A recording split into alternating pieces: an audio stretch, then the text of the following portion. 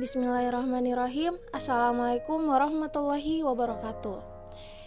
Kami kelompok 6 yang beranggotakan Dinda Rinda Katili dengan NIM 2024176, Dwi Aji Mujaffar dengan NIM 2024222, Muhammad Nur Fauzi dengan NIM 2024187, Putri Anugrahyanti dengan NIM 202402223, Redatul Mardiah dengan NIM 2024197, dan Septiani Rahayu dengan NIM 202402101. Di sini kami akan membahas tentang peran elektrokardiogram dalam bidang kesehatan.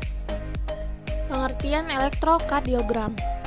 Elektrokardiogram atau EKG adalah tes sederhana untuk mengukur dan merekam aktivitas listrik jantung. Tes ini menggunakan mesin pendeteksi impuls listrik yang disebut elektrokardiograf. Elektrokardiograf akan menerjemahkan impuls listrik menjadi grafik yang ditampilkan pada layar pemantau. Aktivitas kelistrikan jantung kemudian diukur dan dicetak oleh mesin EKG, serta diimplementasi oleh dokter sebagai penunjang diagnosis.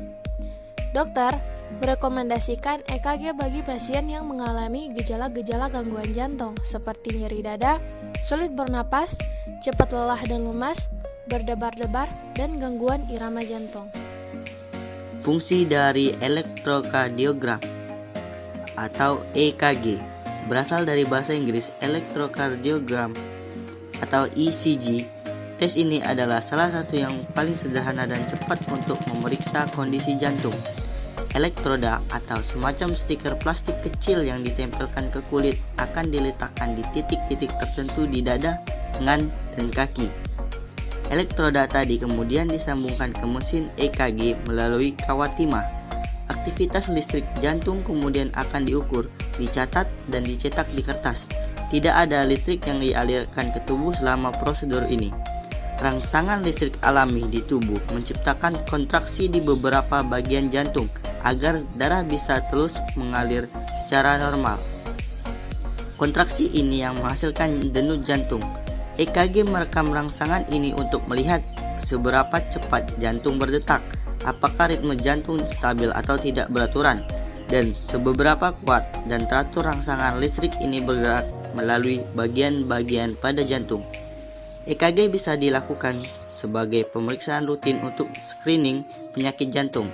Tes ini juga digunakan untuk mendeteksi dan mempelajari masalah jantung seperti serangan jantung, aritmia atau denyut jantung tidak teratur, gagal jantung, dan gangguan-gangguan lainnya. Dengan EKG, dokter bisa melakukan hal-hal berikut. Yang pertama, mencari tahu penyebab nyeri pada dada. Yang kedua, memeriksa irama pada jantung. Yang ketiga, melihat apakah otot jantung tidak menerima aliran darah yang cukup. Kelainan ini disebut ischemia. Dan yang keempat, mendiagnosa serangan jantung. Dan yang kelima, memeriksa hal-hal yang tidak normal seperti penebalan otot jantung.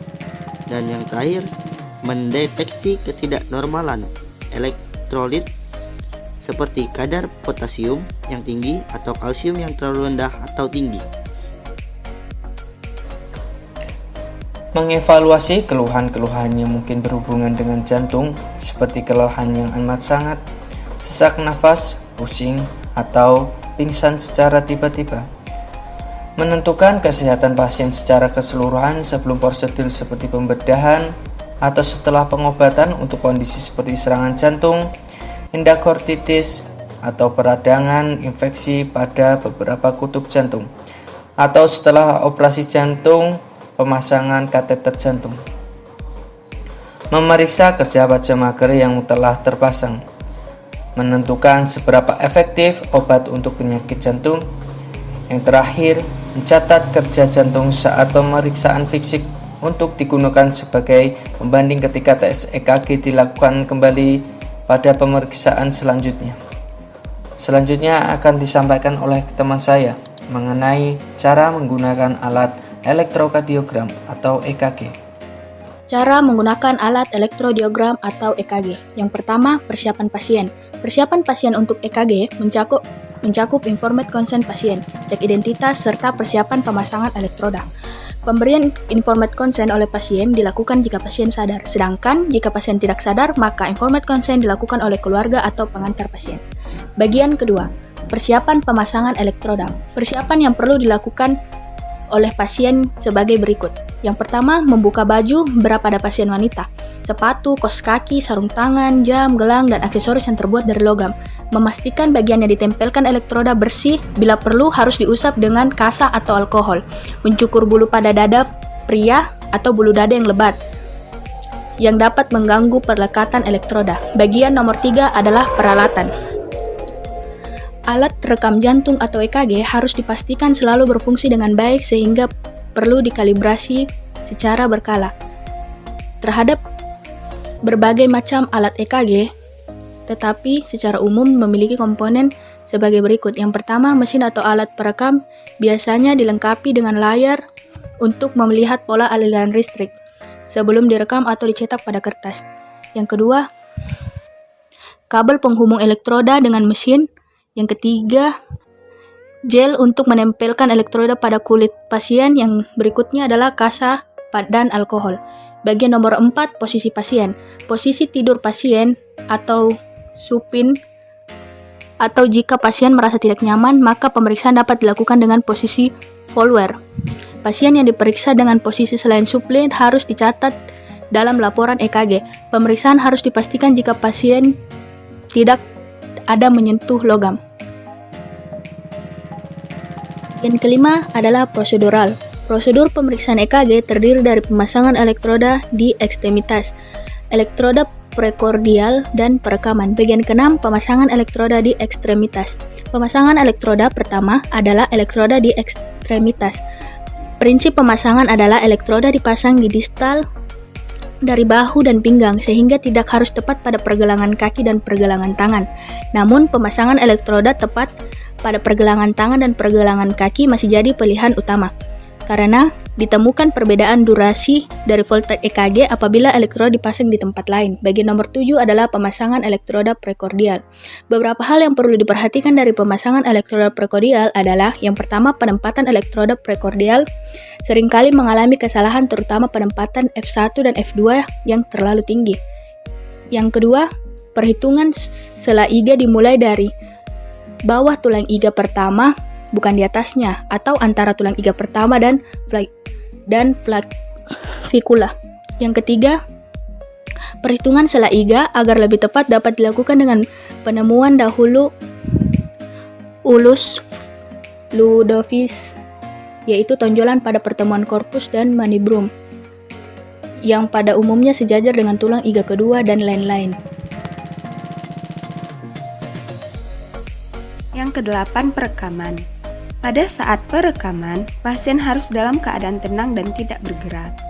Pasien-pasien tertentu tidak dapat tenang, misalnya penderita Parkinson yang mengalami tremor, maka pasien ini harus dikondisikan setenang mungkin. Pada hasil pemeriksaan, harus dituliskan bahwa saat diperiksa pasien tremor atau kondisi lain yang menyebabkan pasien bergerak.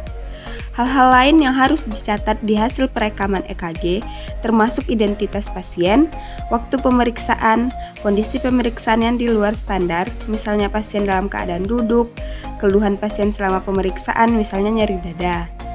Bila ditemukan pada hasil perekaman kondisi irama irreguler, maka tambahan perekaman lead 2 minimal selama 10 detik. Tujuan penambahan ini adalah untuk dapat menghitung frekuensi denyut jantung.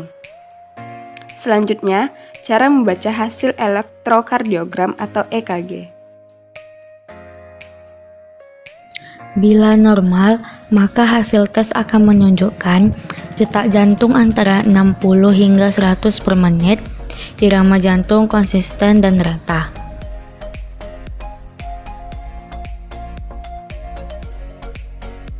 Bila tidak normal, maka bisa menunjukkan tanda-tanda yang pertama kerusakan atau perubahan pada otot jantung, yang kedua perubahan pada jumlah elektrolit dalam darah, yang ketiga cacat jantung bawaan lahir, yang keempat pembesaran jantung, Yang kelima, pembengkakan atau adanya cairan. Yang keenam, kantung di sekeliling jantung. Yang ketujuh, peradangan jantung, miokarditis. Yang kedelapan, serangan jantung. Kesembilan, buruknya asupan darah ke arteri jantung. Sekian dari kami, semoga bermanfaat. Wassalamualaikum warahmatullahi wabarakatuh.